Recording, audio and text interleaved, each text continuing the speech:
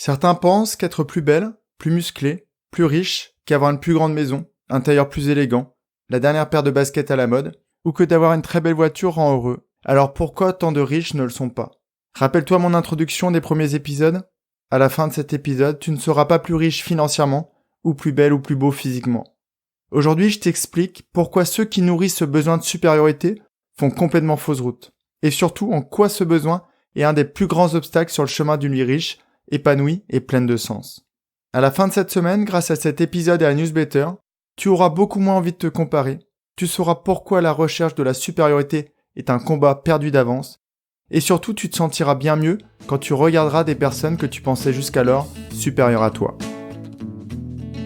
Bienvenue à toi, tu es sur le podcast Dépasse-toi. Je suis Sylvain Viens et je partage avec toi tous les sujets qui m'ont permis et qui te permettront d'atteindre une vie riche, épanouie et pleine de sens. Si tu veux profiter de chaque épisode dès qu'il sort le mardi, je te conseille de t'abonner via ton lecteur de podcast. Et surtout, tu peux le partager aux personnes à qui tu tiens et qui pourraient aussi en bénéficier. Et pour aller encore plus loin avec moi, tu peux te rendre sur mon site sylvainviens.com et t'inscrire à la newsletter. J'aurais préféré commencer par un épisode très positif en te proposant un ami du bonheur. Mais aujourd'hui, je te parle bien d'un de ses plus grands ennemis, le besoin de supériorité. Le besoin de se sentir supérieur aux autres, et de tous les comportements qui y sont liés. Le matérialisme, l'égocentrisme, l'égoïsme, la jalousie, le mépris. Plein de qualités du petit loup noir. Il y a deux principaux domaines que je vais aborder dans cet épisode. Les aspects sociaux, pourquoi et comment ce besoin d'exprimer cette supériorité gâche la vie. Et je finirai en te parlant du matériel. Et ça fera un pont tout trouvé vers le sujet de la semaine prochaine, le minimalisme. Encore une fois, je reviens sur la base de tout, l'estime de soi. Les personnes qui ont une belle estime d'elles-mêmes n'ont pas besoin de regarder leur valeur à travers les yeux des autres. Ils savent qu'ils en ont réellement. Et malheureusement, dans une société comme la nôtre, basée sur la forme plutôt que sur le fond, il est très compliqué d'avoir une bonne estime de nous-mêmes.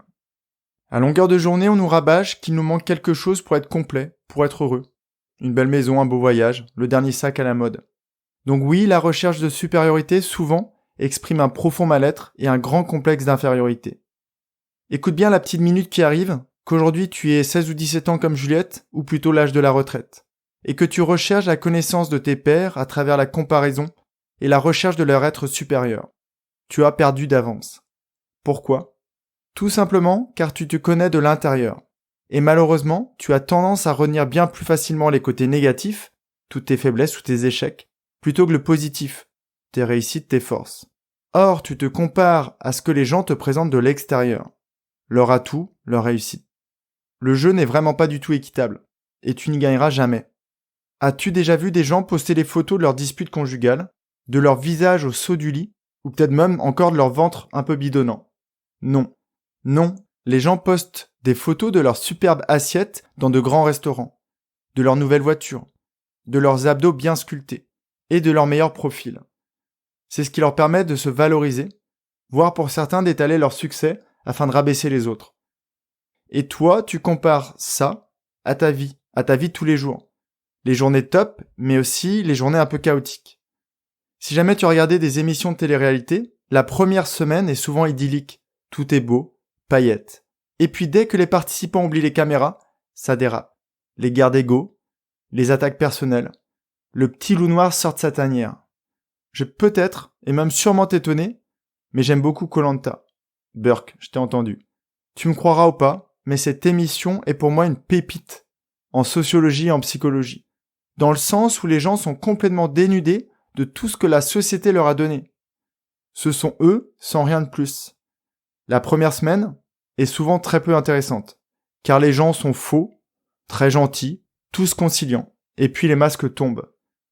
Dès la deuxième semaine, les personnalités commencent à s'exprimer, et on découvre les vrais personnages, avec leurs mots, MAUX, avec leur expérience de vie, avec leurs fissures. Dans la vie, c'est exactement pareil. Instagram, Facebook, TikTok, c'est la même chose. C'est la première semaine toute l'année. Ce ne sont pas eux, ce sont leurs masques que tu vois. Donc arrête de t'y comparer. Et je devrais dire, je t'invite à t'arrêter de t'y comparer, mais j'y arrive toujours pas. Tu peux me dire, je me compare pour que cela me donne envie de faire mieux, ou d'avoir plus de choses. Mais ne penses-tu pas pouvoir trouver d'autres moteurs de motivation ? Malheureusement, cette recherche de la supériorité commence très très tôt. avoir la meilleure note en cours? Est-ce si important? Si tu es jeune et que tu écoutes ce podcast, propose-le à tes parents. Si tu es parent, propose-le à tes enfants. Se comparer à travers les notes, c'est ridicule, absurde, grotesque. Combien d'étudiants en grandes écoles ou en médecine ressortent de ces cursus complètement malades? Un jour, si je devais m'impliquer dans une école, ce serait la seconde proposition que je ferais, après avoir introduit la méditation et des cours de compassion par exemple. Je supprimerais ces satanées notes, qui laissent croire à des enfants qu'ils sont complètement nuls, sans intérêt, sans aucune valeur. Un jour, durant mes études, et je viens juste de m'en rappeler, j'ai eu un 20 en dissertation. C'était en fac, sur l'histoire des mentalités. Le prof l'a lu devant tout l'amphi. En plus, dommage, j'étais pas là, donc mon ego du moment aurait peut-être été content de cette lecture, mais ça n'a pas été le cas. Quel était l'intérêt de cette lecture? Le professeur était très gentil et très bienveillant, et je pense vraiment qu'il l'a fait pour montrer un peu ce qu'il attendait de ses élèves. Mais la plupart des élèves, en tout cas la plupart des retours dont je me rappelle, étaient empreints de jalousie et de mépris. Peut-être qu'à l'époque aussi c'était parce que j'avais une faculté beaucoup plus importante à recevoir les critiques que les compliments. Quand tu as 12 dans une matière, as-tu moins de valeur que l'enfant qui a eu 13? Es-tu moins intelligent? En entreprise, as-tu plus de valeur avec une évaluation bonne par rapport à un autre collègue qui aurait eu une évaluation peu mieux faire? Dans la vie, as-tu plus de valeur en ayant une belle villa plutôt qu'une personne qui habite en appartement? La réponse est non. Non pour tous les cas que je viens de citer. Que tu aies quelques kilos en trop, des cheveux gris, un manque de compétences dans certains domaines, ça ne retire en rien de ta valeur. Beaucoup de gens ne savent pas bien écrire ou compter, mais ce sont des génies avec leurs mains ou avec leur imagination. Et pourtant, si tu regardais leur carnet de notes, ils étaient considérés comme nuls à l'époque. Et malheureusement, beaucoup d'entre eux le pensent encore. Si jamais tu te reconnais un peu dans ce que je viens de te dire, dis-toi que le jour où tu t'aimeras pleinement, tu ne seras plus sujet à cette valorisation extérieure. Je ne sais pas à quel niveau je suis sur l'échelle de l'estime de soi, mais si tu as fait le challenge de la gratitude, tu m'as vu dans la vidéo de fin. Sur la vidéo, je suis moi, sûrement un peu mal rasé, donc les cheveux un peu pas très bien rangés, et je crois même que je suis en jogging. Je sais que c'est compliqué de se dire que quand tu as besoin d'artifice extérieur, c'est pour te sentir mieux. C'est que tu ne t'aimes pas suffisamment. Mais malheureusement, je crois que c'est souvent le cas. Cette estime de toi se travaille, et c'est hyper important, vraiment primordial de le faire.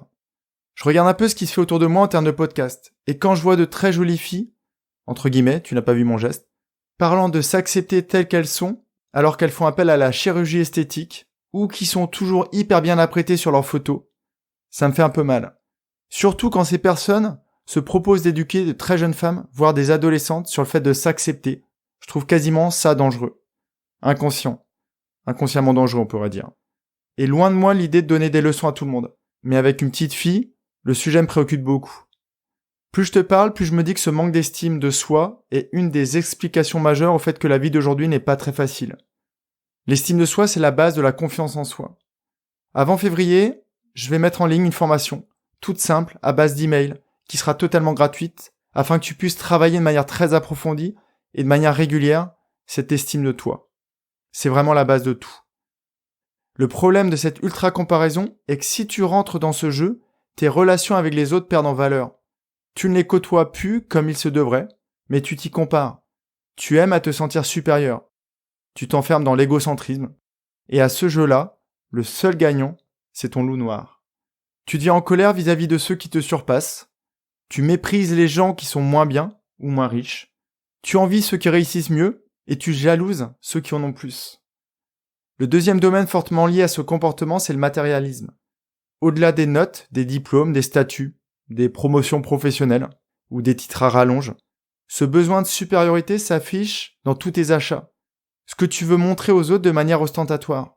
Pour se sentir bien, beaucoup de gens achètent régulièrement des vêtements, changent de voiture fréquemment pour toujours avoir le dernier modèle avec toutes les options, changent de télé pour avoir toujours plus grand, ou encore se font faire le plus beau jardin pour mettre en valeur leur plus belle et grande maison, remplie de beaux meubles, mais malheureusement souvent vide d'amour, de gratitude et de compassion.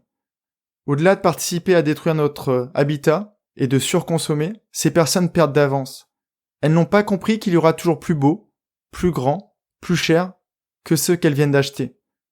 J'espère vraiment que tu ne t'es pas reconnu dans la description que je viens de donner. Et si jamais c'est le cas, je ne te juge pas. Je t'expose juste des comportements qui sont malheureusement hyper classiques dans notre société. Je ne cherche vraiment pas à te culpabiliser, mais vraiment à t'ouvrir les yeux sur ton mode de fonctionnement si jamais c'est le tien. Il faut vraiment que tu te rends compte que ces achats, souvent compulsifs, ou de ce besoin de faire mieux, ou ce besoin encore d'étaler ta vie sur les réseaux sociaux, c'est lié à ce syndrome d'infériorité. La semaine dernière, j'ai fait un grand nettoyage sur Facebook, et je peux t'assurer que je me suis dit plusieurs fois, mais pourquoi t'as partagé ça ? T'avais vraiment l'impression que ça allait aider quelqu'un ? Rappelle-toi, c'est la phrase que je me pose aujourd'hui. Si jamais la réponse est non, je ne partage plus. Je n'expose plus ma vie sur les réseaux sociaux. Tu vois, je ne me voile pas la face. Et je te conseille de pas le faire. Tu n'as pas besoin de te comparer pour avancer. Si jamais tu continues de m'écouter, je peux t'assurer que tu trouveras bien d'autres moteurs positifs pour avancer sur le chemin que l'on s'est donné, avec comme objectif une vie riche, épanouie et pleine de sens. Maintenant que tu m'as écouté, je t'invite à prendre un peu de recul, et peut-être seul ou avec tes proches comme le fait Thibaut. Réfléchis à ce sujet et essaye d'identifier les comportements que tu pourrais changer. La semaine prochaine, je t'y aiderai en parlant de simplicité et de minimalisme. Et comment le fait d'ajouter ces deux attitudes à ton quotidien pourra y redonner beaucoup de sens. Avant de te quitter, je tenais à remercier Manon pour son avis sur la marque à la pomme. Merci Sylvain. Merci de prendre du temps pour nous transmettre ces outils. Le contenu des épisodes est riche. J'ai l'impression d'être comme une petite graine qui pousse. Je change au fur et à mesure des épisodes. En tout cas, j'essaye de me remettre en question. J'ai bien compris que le changement est une porte qui s'ouvre de l'intérieur. Bonne continuation, Manon. Merci à toi Manon, au-delà de ton très beau prénom, ton message est vraiment très beau, et j'espère que la petite graine deviendra une belle plante. N'hésite pas à faire comme Manon, car ce genre de commentaires me permet de remonter dans le référencement des podcasts, et permet peut-être à des gens qui en ont besoin de me découvrir et de m'écouter. Jeudi, dans la newsletter, je reviens sur le sujet avec du contenu pour que tu te sentes mieux vis-à-vis de ton comportement. Et surtout pour que tu puisses adopter une posture bien plus positive et épanouissante. Je vais me focaliser sur deux choses. La première, je t'expliquerai une méthode relativement simple pour arrêter des achats compulsifs. Et la seconde, je te montrerai comment prendre conscience de la frustration ou des émotions négatives que tu ressens quand tu te balades sur les réseaux sociaux. Je te montrerai comment éviter de te dire « j'aimerais bien être comme ça, il doit être trop, il a trop de chance ». À partir de formulations très simples, tu pourras remplacer ces sentiments pas extrêmement positifs en énergie qui te fera te sentir encore mieux. Je te dis à très très vite et prends vraiment bien soin de toi. Si cet épisode t'a appris quelque chose, n'hésite pas à en parler autour de toi. Dis-toi qu'à chaque fois que tu m'aides à le diffuser, tu fais tous les jours un peu plus pour aider tes proches et influencer positivement les gens qui nous entourent. Je te remercie très sincèrement pour ton écoute et je te souhaite vraiment le plus beau pour la suite.